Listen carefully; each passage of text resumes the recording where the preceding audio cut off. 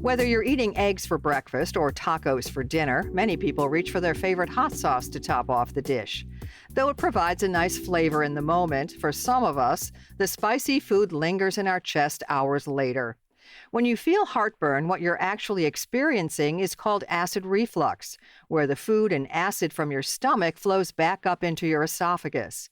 Gastroesophageal reflux disease, or GERD, is a more serious chronic form of acid reflux. So what happens is that in that case, the food comes down the esophagus into your stomach.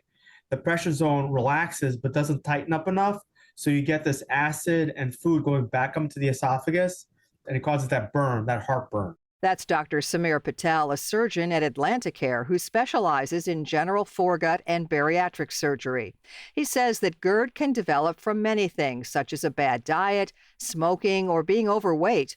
All of these factors can make it difficult for the lower esophageal sphincter to tighten and keep food and acid in your stomach. The esophagus is in the chest, so that's a low pressure system, okay? And then the stomach, has a normal pressure just from like the intestines and the fat that's inside your belly. It's pushing on your stomach. When you're breathing in, there's a negative pressure inside your chest, so the air goes inside your lungs. And then what happens is that the pressure goes down into your belly. It pushes the intestines and stuff down, so there's a positive pressure inside your belly.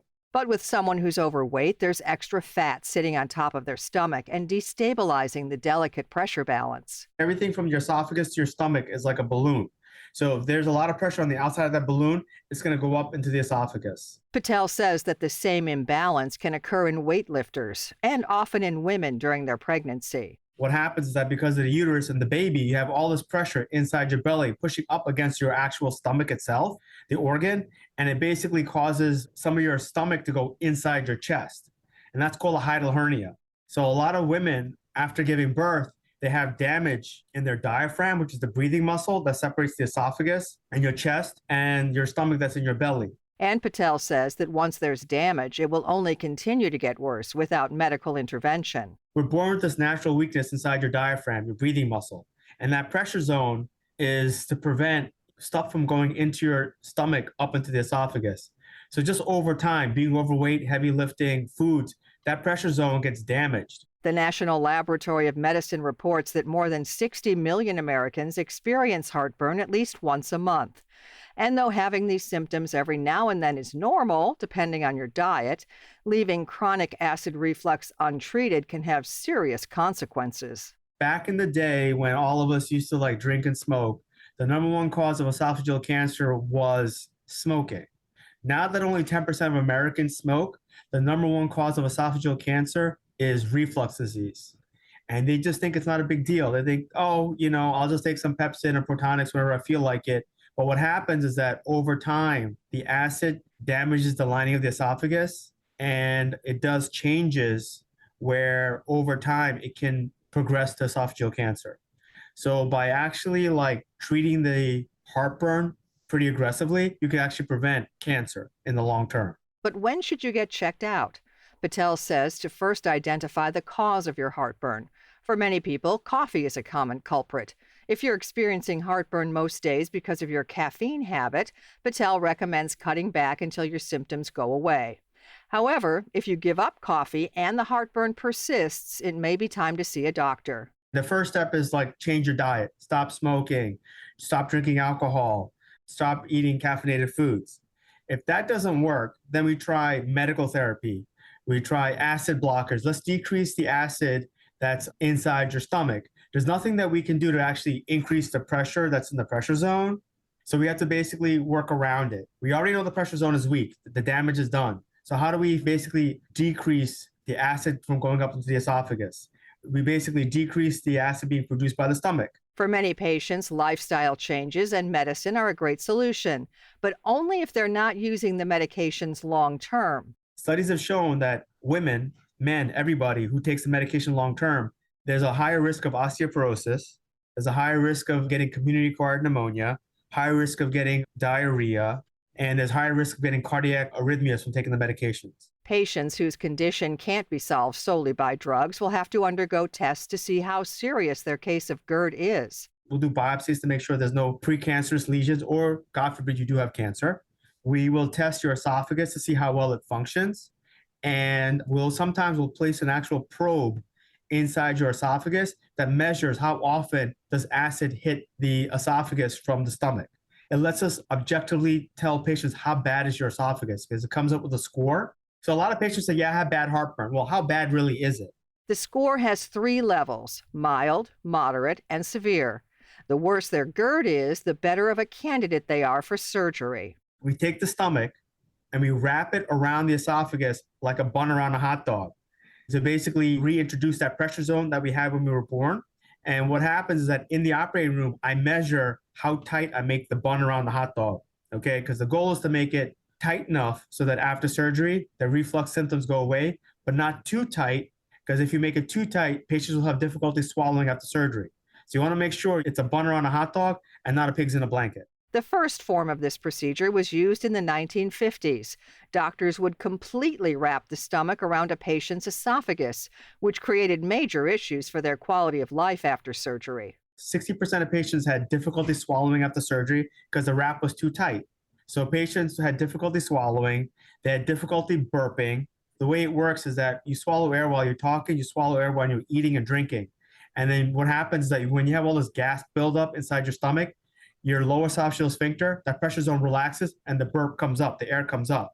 With the pigs around the blanket, that Nissen fundoplication, that complete wrapper of the stomach around the esophagus, patients couldn't burp. So they got all bloated. It's called gas bloat syndrome. In order to fix these issues, the surgery was updated to what's called laparoscopic toupee fundoplication. Instead of a 360-degree wrap, it's 270 degrees. So it's a partial wrap. Like I said, a bun around a hot dog. Studies have shown that long-term treatment of reflux disease between the toupee and the Nissen fundoplication is equal without all the complications, without the dysphagia, the difficulty swallowing, without the gas bloat syndrome. So that's why the surgery's had a bad rap in the past, because a lot of surgeons were doing this complete wrap with all these complications. And nowadays, we moved away from that. So we can basically help improve or cure GERD without all the different complications that we've had in the past. The procedure utilizes a minimally invasive imaging probe that tells the surgeon exact measurements for each person. The surgery itself takes about 2 hours.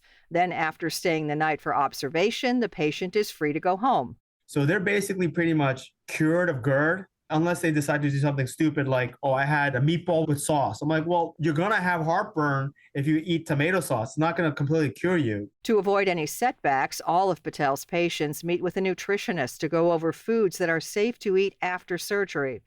Much of the diet consists of chicken, fish, vegetables, and soft foods that won't upset their body's delicate system. You're still going to have some issues if you eat the wrong stuff. But if you eat the right things, you will get your life back.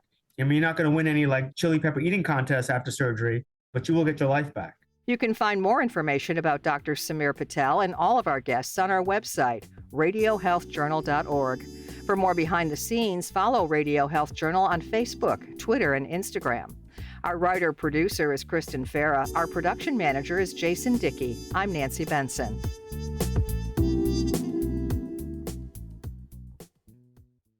Coming up next week on Radio Health Journal.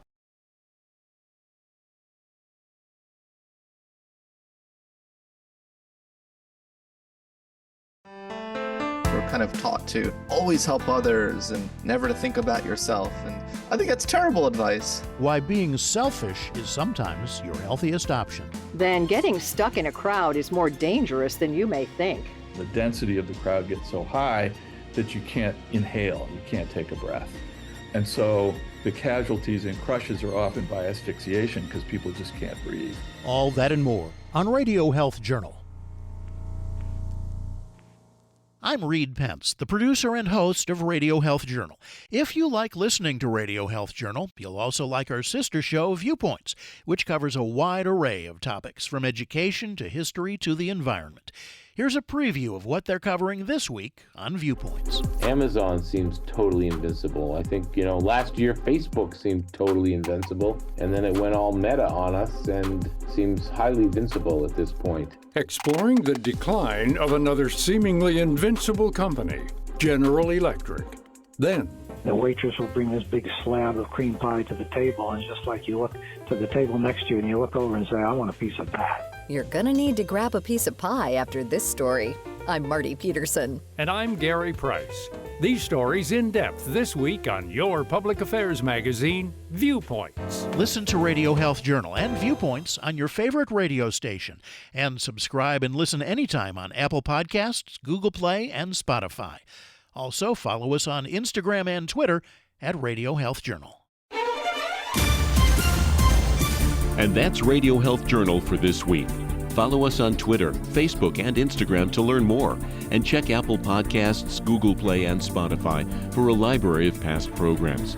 Plus, you'll always find previous segments and information about our guests at radiohealthjournal.org. Join us again next week for another edition of Radio Health Journal.